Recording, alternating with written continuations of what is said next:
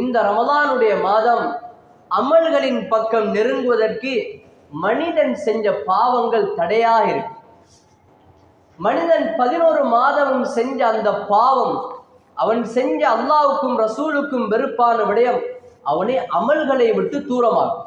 குர்ஆன் ஓதம் ஆசைப்படுவார், ஆனால் அவர் தனிமையில செஞ்ச பாவம், கூட்டாக செஞ்ச பாவம், நின்று வழங்கணும் என்று ஆசைப்படுகிறார். ஆனால் அவருக்கு வேணைய பாவங்களுடைய பழக்கம் இருந்தனால அல்லாவை அடைவதற்கு, அல்லாவை நெருங்குவதற்குள்ள அமல்களில் சந்தர்ப்பத்தை அவர் தவறவிடுகிறார்.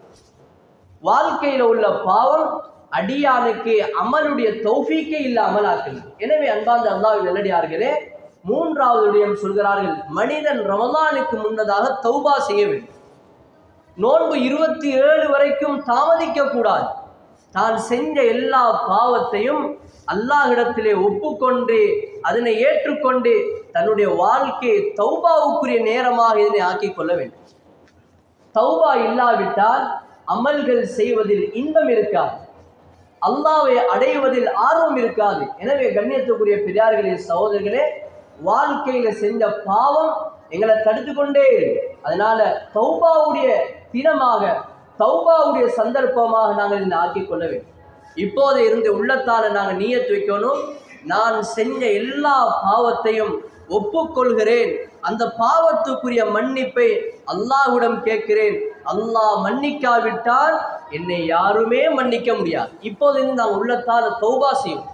தௌபாவுக்கு தொழணும், பள்ளிக்கு தான் போகணும் என்றதில்லை, உள்ளத்தால தான் செஞ்ச தவற உணர்ந்து அல்லாஹ்விடத்திலே மன்னிப்பு கேட்டா அல்லாஹ் தஆலாவுடைய பாவங்களை மன்னித்து விடுகிறார். எனவே அந்த நியத்தை இப்போதிருந்தே நாங்கள் உருவாக்கி கொள்ள வேண்டும். கண்ணியத்துக்குரிய பெரியார்களே, சகோதரர்களே, இந்த தௌபாவுடைய பகுதி 2 பகுதி. ஒன்று, மனிதன் தான் தனக்கும் அல்லாஹ்வுக்கும் இடைப்பட்ட விடயத்தில் செஞ்ச தவறு. மனிதன் ஹராத்தை பார்த்திருப்பான், அதற்கு அல்லாஹ் இடத்திலே தௌபா செய்தால் மன்னிப்பு. மனிதன் இசை கேட்டிருப்பான், அல்லாஹ் இடத்திலே தௌபா செய்தால் அவனுக்கு மன்னிப்பு. ஆனால் இன்னும் ஒரு பகுதி இருக்கிறது, அடியார்கள் சார்ந்த விடயம். இந்த ரமலானை அடைவதற்கு முன்னதாக அடியார்கள் சார்ந்த விடயத்தில் நாங்கள் என்னென்ன தவறுகள், என்னென்ன பிழைகள் செய்தோமோ அதற்குரிய ஹலால்களை தேடிக்கொள்ள வேண்டும். குடும்பத்தோடு உறவில்லையா, அந்த குடும்பங்களோடு நாங்கள் உறவை பேணி நடக்க வேண்டும். கொடுக்கல் வாங்கலில் நான் ஒருவனுடைய சொத்தை அபகரித்திருக்கிறேனா, அவனிடத்திலே நான் ஹலால் தேடிக்கொள்ள வேண்டும். ஒருவனை பற்றி புறம் பேசியிருக்கிறேனா, அவனிடத்திலே மன்னிப்பு கேட்க வேண்டும்.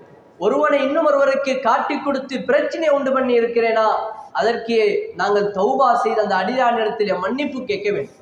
எனவே ரமலானை அடைவதற்கு முன்னதாக இந்த விடயங்கள் எல்லாத்தையும் நாங்கள் பக்குவப்படுத்தித்தான் ரமலானுடைய தலைப்புறையை காண வேண்டும் என்று இமாம்கள் கிதாபுகளில் எழுதியிருக்கிறார்கள்.